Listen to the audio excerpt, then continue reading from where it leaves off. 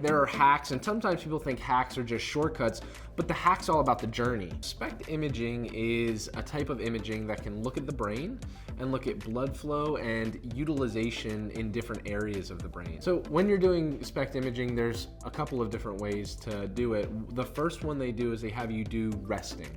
So at rest, you just literally sit in a room for about 30 minutes, relax, and then they scan your brain. What we found was that my brain is really busy. There's a lot going on, and at rest, that shouldn't be the case. There's a lot of noise, a lot of activity, and then you apply an intervention. So for me, it was 1 serving of Keto Nat, and then right after that, we did another scan, and it kind of allowed me to focus a lot better than when I didn't have the Keto Nat.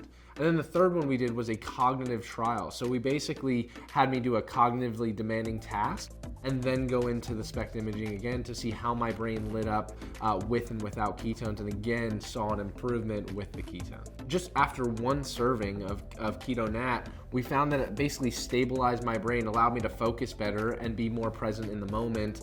And that's something that I think we're gonna see a lot more keto research come out. Not only the ketogenic diet, but exogenous ketones as well, as how it can improve with that SPECT imaging.